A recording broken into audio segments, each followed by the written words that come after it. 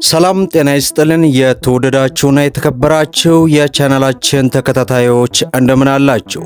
የጥር 25 2018 ዕለታዊ ወቅታዊ ማህበራዊና ኢኮኖሚያዊ ትኩስ ሰበር መረጃዎችን ይዤላችሁ ቀርቤያለሁ።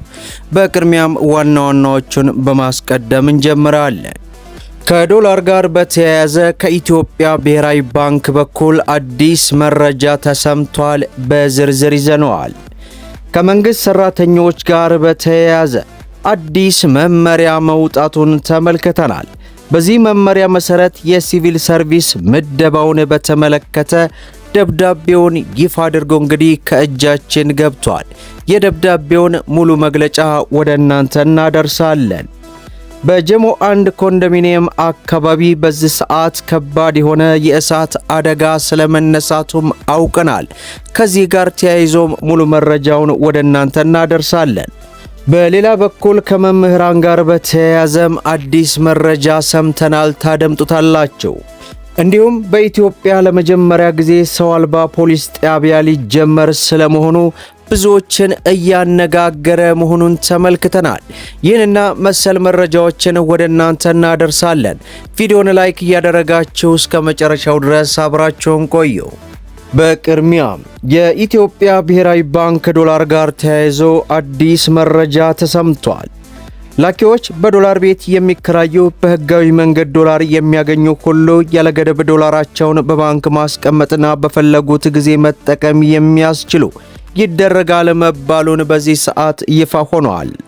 ባንኩ ይህንን የተናገረው የራሱንና የተጠሪ ተቋማትን የስድስት ወራት የሥራ ክንውን ሪፖርት ዛሬ በፓርላማ ቀርቦ ለፕላን በጀትና ፋይናንስ ጉዳዮች ቋሚ ኮሚቴ ሊቀርብ ሲል ነው።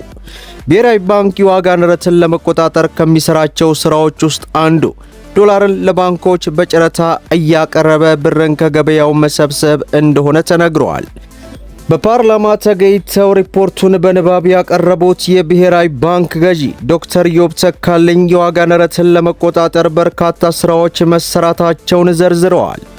ከዚህ ውስጥም አንዱ ዶላርን በጨረታ ለባንኮች ማቅረብ ነው ብለው ያሉ ሲሆን ሁለት ጥቅሞች እንዳሉትም አስረድተዋል።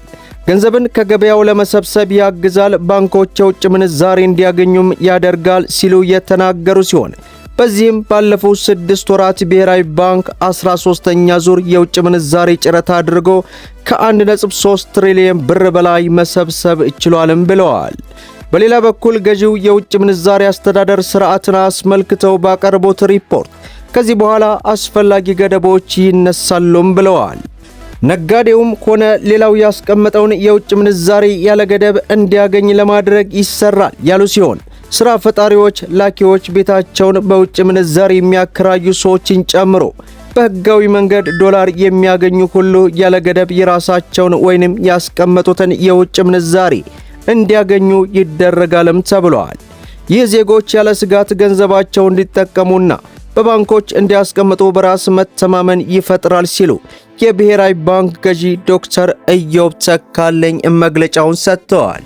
በሌላው መረጃችን በዚህ ሰዓት በጀሞ 2 የኮንዶሚኒየም ላይ የቃጠሎ አደጋ መከሰቱን ከስፍራው የደረሱን መረጃዎች ይጠቁማሉ።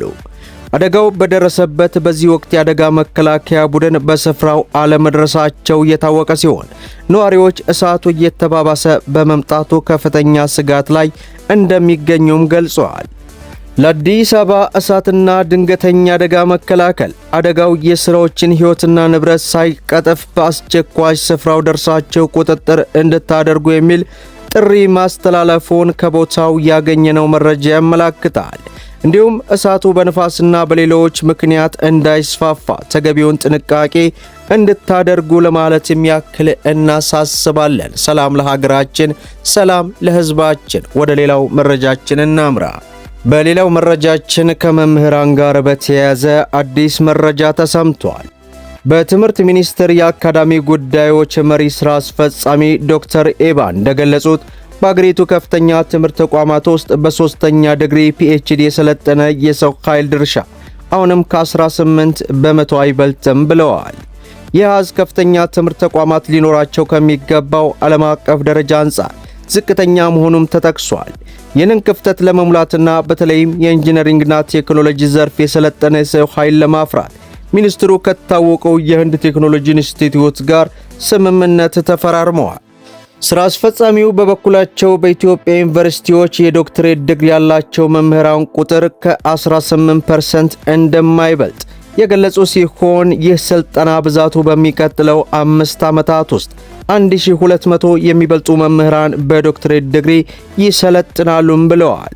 ከዚህ ዓመት ጀምሮ በየዓመቱ 252 የዩኒቨርሲቲ መምህራን ወደ ህንድ በመጓዝ ስልጠናቸውን ይጀምራሉ ያሉ ሲሆን የዘርፉን የትምህርት ጥራት ለማሻሻልና በቴክኖሎጂ ዘርፍ ዓለም አቀፍ ተወዳዳሪነትን ማሳደግ እንደሆነም ገልጸዋል።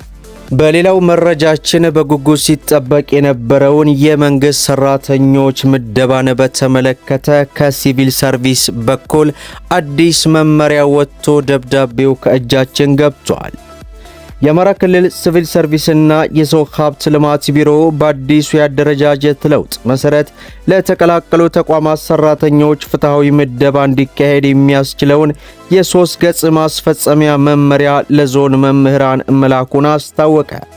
በዚህም መመሪያ መሰረት ዋና ዋና ነጥቦቹ መመሪያው በአዋጅ ቁጥር 300/2017 መሰረት የተዘጋጀ ሲሆን ዓላማው በተፈናቀሉትና አዲስ በተደራጁ ተቋማት ውስጥ ያሉ ሰራተኞችን ምደባ ፍትሐዊ ለማድረግ ነው። መመሪያው ለሚመለከታቸው የዞን መምሪያ በይፋ የተሰራጨ ሲሆን የሰራተኞችን መብትና አሰራርን የተከተለ ምደባ እንዲኖር ይህ መመሪያ ትልቅ ሚና ይጫወታል ተብሎ እንደሚጠበቅ በዝርዝሩ ላይ እንግዲህ ሙሉውን እናንተ ስክሪንሾት እያደረጋችሁ አስቀሩት። እኛ ወደ ቀጣይ መረጃችን እንለፍ። በሌላው መረጃችን ዕለታዊ ምንዛሬ ዋጋ በኢትዮጵያ ንግድ ባንክ እንዲሁም በሩሃ ፎሬክስ ያለውን የምንዛሬ ዋጋ በዝርዝር እናደርሳቸው። በዛሬው ዕለት አንድ የአሜሪካ ዶላርን የኢትዮጵያ ንግድ ባንክ 151 ብር ከ60 ገዝቶ 154 ብር ከ64 እየሸጠ ይገኛል። በተመሳሳይ መልኩ የሩሃ ፎሬክስ 178 ብር ከ5 ሳንቲም ገዝቶ 181 ብር ከ61 ሳንቲም እየሸጠ ይገኛል። ፓውንድ ስተርሊን ስንመለከት 198 ብር ከ38 ሳንቲም ገዝቶ 202 ብር ከ35 የኢትዮጵያ ንግድ ባንክ እየሸጠ ሲገኝ፣ በተመሳሳይ መልኩ የእንግሊዝ ፓውንድን የሩሃ ፎሬክስ 233 ብር ከ71 ገዝቶ 238 ብር ከ38 እየሸጠ ይገኛል። ዩሮን ስንመለከት 176 ብር ከ50 ገዝቶ 180 ብር ከ03 የኢትዮጵያ ንግድ ባንክ እየሸጠ ሲገኝ፣ የሩሃ ፎሬክስ 203 ብር ከ43 ገዝቶ 207 ብር ከ49 እየሸጠ ይገኛል። በተመሳሳይ መልኩ የኩዌት ዲናርን 484 ብር ከ60 ገዝቶ 494 ብር ከ29 ሳንቲም የኢትዮጵያ ንግድ ባንክ እየሸጠ ይገኛል። የዱባይ ድርሃምን ስንመለከት 41 ብር ከ28 ሳንቲም ገዝቶ 42 ብር ከ10 ሳንቲም የኢትዮጵያ ንግድ ባንክ እየሸጠ ሲገኝ፣ በተመሳሳይ መልኩ የሩሃ ፎሬክስ 47 ብር ከ55 ገዝቶ 48 ብር ከ50 እየሸጠ ይገኛል። የሳውዲ ሪያልን 40 ብር ከ40 ገዝቶ 41 ብር ከ21 ሳንቲም የኢትዮጵያ ንግድ ባንክ እየሸጠ ሲገኝ፣ በተመሳሳይ መልኩ የሩሃ ፎሬክስ 46 ብር ከ89 ሳንቲም ገዝቶ 47 ብር ከ82 ሳንቲም እየሸጠ እንደሚገኝ ዕለታዊ ምንዛሬ ዋጋ ዝርዝር ይህን ይመስላል ማለት ነው። በመጨረሻም በሀገራችን የመጀመሪያ የሆነውን ሰው አልባ የፖሊስ ጣቢያ አገልግሎት መስጠት ሊጀምር መሆኑ ተሰማ። በአፍሪካ የመጀመሪያ እንደሆነ የተነገረለትና ሰው አልባ ወይንም ዘመናዊ የፖሊስ ጣቢያ በአዲስ አበባ ቦሌ ክፍለ ከተማ ለአገልግሎት ዝግጁ መሆኑን ከኢትዮ ኤፍኤም ታዲያስ አዲስ ዝግጅት ክፍል ጋር ቆይታ ያደረጉት በኢትዮጵያ ፌዴራል ፖሊስ የቴክኖሎጂ ማስፋፊያ መምሪያ ኃላፊ ኮማንደር ደምስ ተናግረዋል።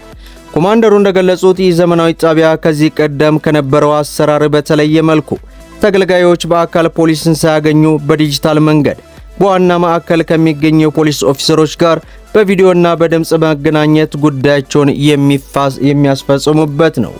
ምንም እንኳን ወንጀል ለመከላከል የሰው ኃይል አስፈላጊ ቢሆንም ይህ ቴክኖሎጂ አንድ ግለሰብ ወንጀል ሲፈጽም በፍጥነት ሪፖርት በማድረግና በጂፒኤስ እንዲሁም በካሜራ የታገዘ መረጃን ለፓትሮል ፖሊስ በማስተላለፍ ወንጀለኛን በፍጥነት ለመያዝ ከፍተኛ አስተዋጽኦ እንደሚያደርግ ተገልጿል። መደመጥ ያለባቸው ወሳኝ የሆኑ መረጃዎችን ይመስላሉ። ቪዲዮውን ላይክ ሼር አድርጉት።